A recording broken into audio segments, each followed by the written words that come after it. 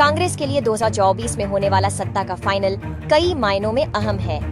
10 साल से केंद्र की सत्ता से बाहर सबसे पुरानी पार्टी इस वक्त अपने सबसे मुश्किल दौर से गुजर रही है। उसे पीएम मोदी को चुनौती को हराने के लिए वो सब करना पड़ रहा है जो उसे या विपक्षी गठबंधन को जीत दिला सके। इस समय हमारे सहयोगी नितिन कुमार दिल्ली से फोन लाइन से जुड़ रहे हैं। समझते हैं आखिर क्या है पूरा समीकरण।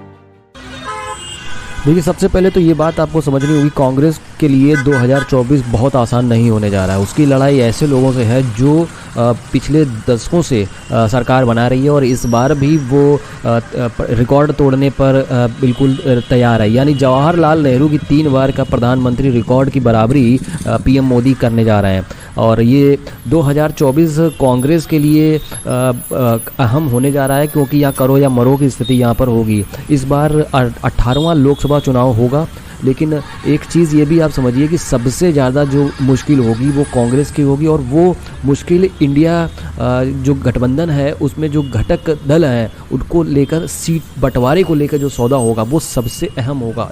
वहीं पर चीज़ें क्लियर नहीं हो पा रही हैं कि किसको कितनी सीटें दी जाएंगी। फ़िलहाल अभी तक तो फ़िलहाल ये बात चल रही है कि राज्यों के हिसाब से सीट बंटवारे, यहाँ पर सीट बंटवारे की बात हो रही है वो करी जाएगी। अगर सीट बंटवारा जो है वो अगर ठीक ढंग से हो जाता है तो कांग्रेस यहाँ पर पूरी तरीके से लड़ाई लड़ने के लिए बीजेपी तैयार खड़ी दिखेगी। लेकिन अगर यहाँ पर जो घटक दल हैं, चाहे वो समाजवादी पार्टी हो, तृणमूल कांग्रेस हो, या फिर आम आदमी पार्टी, या फिर उद्धव गुट शिवसेना, वो अगर अपनी अपनी टांगें अगर खींचने लगेंगे तो जाहिर सी बात है ये जो दल है, ये जो जो इंडिया गठबंधन का जो दल भी इन्होंने बनाया, ये धराशायी हो जाएगा। क्योंकि जो मामला अटक रहा है वो सीट शेयरिंग को ही लेकर आ रहा है।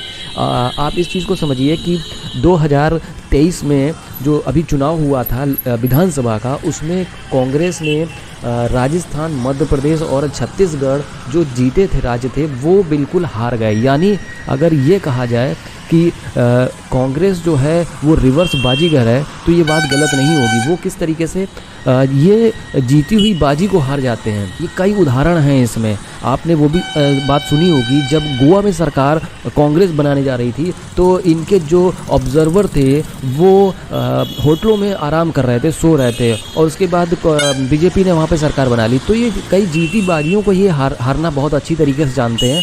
और रही बात 2024 की, तो 2024 में जो घटक दल हैं, समाजवादी पार्टी के अखिलेश यादव उत्तर प्रदेश में एक बड़ी पार्टी के तौर पर है, और फिर इसको ममता बनर्जी की पार्टी टीएमसी, उद्धव ग्रुप जो महाराष्ट्र में है, आम आदमी पार्टी, केजरीवाल की पार्टी, और ये सारे अगर मिलकर अगर एक साथ अगर चलते हैं तो टक्कर बीजेपी के लिए खासा ज़्यादा हो जाएगी। और ये चीज़ भी आप समझिए कि उत्तर प्रदेश में समाजवादी पार्टी ये कह रही है कि वो 60 के आसपास सीटों पर लड़ेगी और कांग्रेस को वो सिर्फ महज 15 सीटें देगी।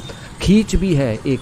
आपको याद होगा कि मध्य प्रदेश विधानसभा चुनाव पे जब कांग्रेस के साथ इन्होंने गठबंधन की बात कही थी तो उन्होंने कहा था कि हम अकेले चुनाव लड़ेंगे। उत्तर प्रदेश में 80 लोकसभा सीटें हैं जो कि एक अहम रोल निभाएगी, और यहीं से केंद्र की सरकार बनती और बिगड़ती यहीं से स्थिति साफ हो जाती है। तो उत्तर प्रदेश का एक अहम रोल होने जा रहा है। और रही बात समाजवादी पार्टी की, समाजवादी पार्टी ने मध्य प्रदेश में कांग्रेस के लिए बोला था कि वो सीट वहाँ पे हमको दे, गठबंधन करें, लेकिन कांग्रेस ने वहाँ मना कर दिया था। और वही बात को लेकर लोकसभा में अखिलेश यादव कांग्रेस को सीट देने के लिए वो जाहिर सी बात है वो अपनी बात मनवाएंगे यहाँ पर, क्योंकि 3 विधानसभा चुनाव कांग्रेस हारी है, राजस्थान, मध्य प्रदेश और छत्तीसगढ़, जिसके बाद कांग्रेस का जो ग्राफ है वो गिरा। कांग्रेस पार्टी के लिए आने वाला 2024 का चुनाव बहुत अहम होने जा रहा है। आप 4 दशक पहले अगर 1984 की लोकसभा का रिकॉर्ड देखें तो एक 14 सीटें जीती थी और आज सिर्फ और सिर्फ 48 सीटों पर ही पार्टी सिमट कर रह गई है। यानी 10 सालों में के लगातार कमज़ोर होती चली गई है पिछले 10 सालों से। और हिंदी बेल्ट में मध्य प्रदेश, राजस्थान और छत्तीसगढ़ में जो चुनाव हुए थे और उसमें कांग्रेस हारी थी, जिसकी वजह से वो एक गठबंधन के साथ जो वार्ता करने की स्थिति में है वो बहुत बेहद कमज़ोर स्थिति में है। यही हार की ये जो हार हुई है वही पार्टी का गणित जो है बिगड़ा दिया। बात करी जाए अगर कांग्रेस की एक बार फिर, तो कांग्रेस के पास सिर्फ 3 राज्य हैं जहां पर उसकी सरकार चल रही है, हिमाचल, कर्नाटक और तेलंगाना में, जहां पर कांग्रेस सरकार चला रही है। लेकिन उत्तर भारत की अगर बात करी जाए तो उत्तर भारत और हिमाचल में बहुत ज़्यादा कमज़ोर स्थिति में यहाँ पर है। वहीं मोदी की अगर बात की जाए तो बीजेपी मोदी की गारंटी और 4 जातियाँ, महिलाएं, युवा, गरीब और किसान का नारा लगा रही है।